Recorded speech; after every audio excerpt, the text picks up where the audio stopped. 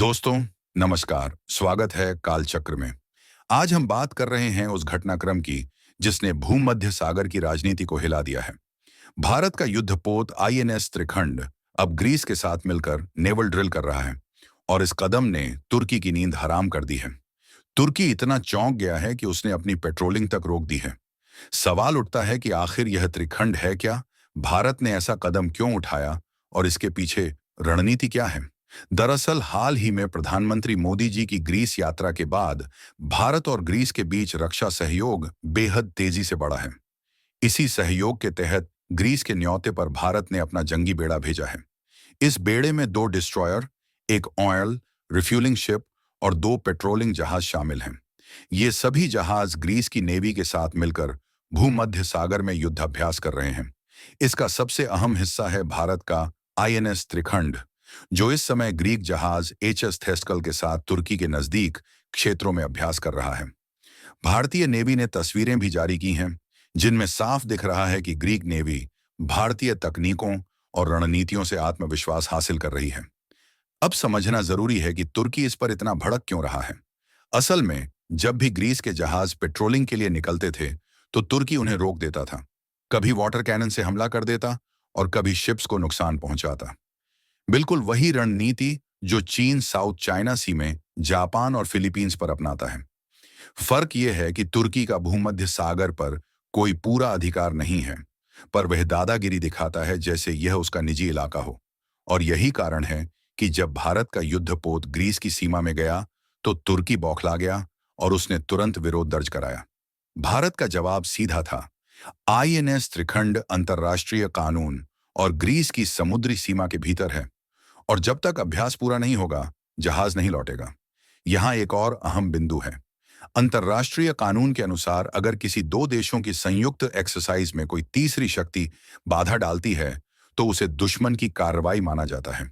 यानी अगर तुर्की ने किसी तरह का हस्तक्षेप किया, तो भारतीय नौसेना जवाबी कार्रवाई करने से पीछे नहीं हटेगी।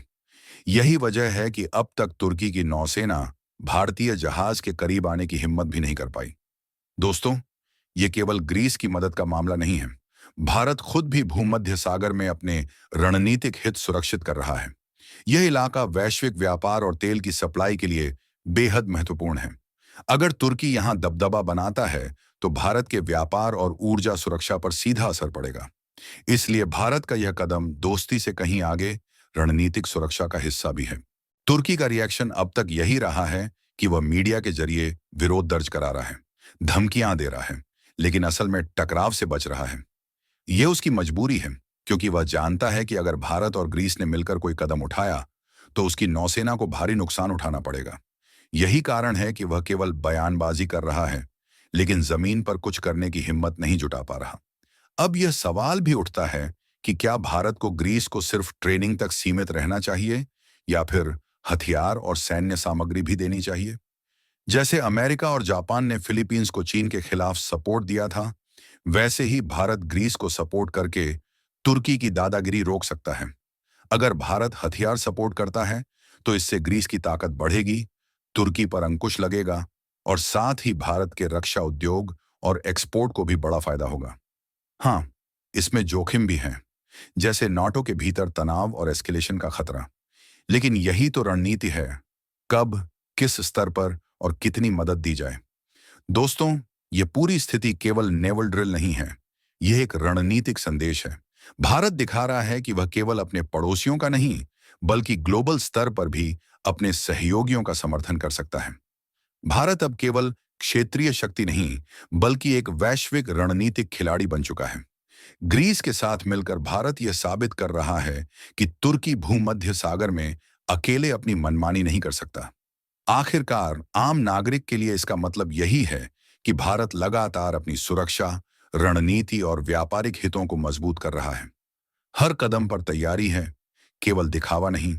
इससे भारत के अंतर्राष्ट्रीय रिश्ते मजबूत होंगे, अर्थव्यवस्था को फायदा होगा और साथ ही भारत की वैश्विक छवि और ऊंची होगी। तो दोस्तों, अब सवाल आपसे, क्या भारत को ग्रीस को सिर्फ ट्रेनिंग देनी चाहिए, या फिर सैन्य सामग्री और हथियार भी सपोर्ट करने चाहिए? अपनी राय नीचे कमेंट में जरूर लिखें, और अगर वीडियो पसंद आए तो इसे लाइक और शेयर करें, ताकि और लोग भी इस जानकारी तक पहुंच सकें। इसी तरह की और जानकारियों के लिए कालचक्र को सब्सक्राइब करें और बेल आइकन को ऑल पर जरूर सेट कर लें। जय श्री राम।